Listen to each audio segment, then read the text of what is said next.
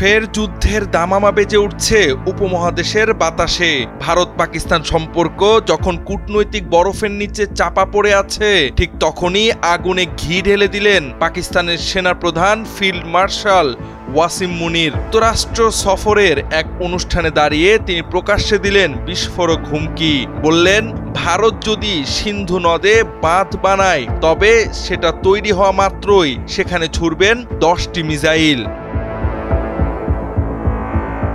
যুক্তরাষ্ট্রের টাম্পা ফ্লোরিডায় আয়োজিত একটি সামরিক সংবর্ধনায় উপস্থিত থেকে এই বক্তব্য দেন তিনি। ভারতকে স্পষ্টতই উদ্দেশ্য করে তিনি বলেন, আমরা পারমাণবিক শক্তিধর দেশ।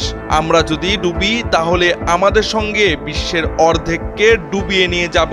বিশ্লেষকরা বলছেন এটি নিছক কোনো কথা নয়, এটি একটি পরমাণু শক্তিধর দেশের সেনাপ্রধানের সরাসরি পারমাণবিক যুদ্ধের হুমকি। এই হুমকি এসেছে এমন এক সময় যখন ভারত ও পাকিস্তানের সম্পর্ক আরও একবার উত্তপ্ত হয়ে উঠেছে।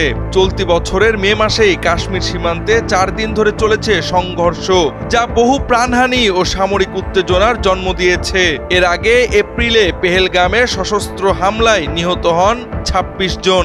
ভারতের অভিযোগ হামলার সূত্র পাকিস্তানেই। এরই প্রেক্ষিতে নয়াদিল্লি সিন্ধু নদ চুক্তি বাতিল করে দেয় এবং জানিয়ে দেয় সিন্ধুর পানি আর পাকিস্তানকে দেয়া হবে না।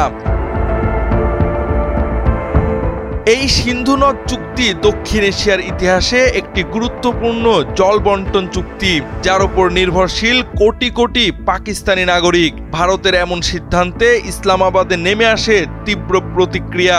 আর সেই প্রতিক্রিয়ার চূড়ান্ত বহিঃপ্রকাশই ঘটল ওয়াসিম মুনিরের যুক্তরাষ্ট্র সফরে।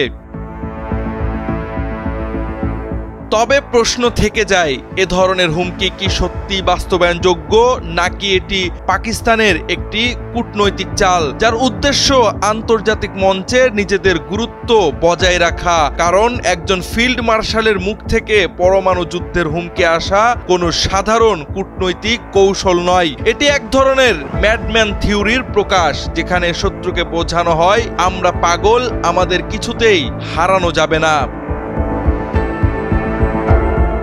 ভারতের পক্ষ থেকে এখনো এই হুমকির সরাসরি কোনো প্রতিক্রিয়া না এলেও সামরিক ও কূটনৈতিক মহলে এই বক্তব্য বিশ্লেষণ করা হচ্ছে গভীরভাবে।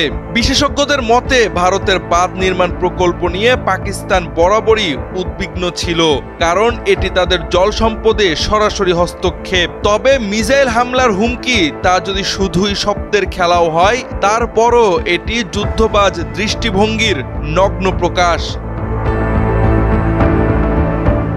দক্ষিণ এশিয়ার এই দুটি দেশের জন্য শান্তি আর কূটনৈতিক সংলাপের দরজা যতদিন বন্ধ থাকবে, ততদিন এমন হুমকি ধমকি চলতেই থাকবে। কিন্তু ইতিহাস বলে, যুদ্ধ কখনোই কোনো দেশের জন্য স্থায়ী সমাধান আনেনি, বরং হুমকির চেয়ে সাহস লাগে টেবিলে বসার। এখন দেখার বিষয়, এই সাহস কে দেখায় আগে, নয়াদিল্লি না ইসলামাবাদ?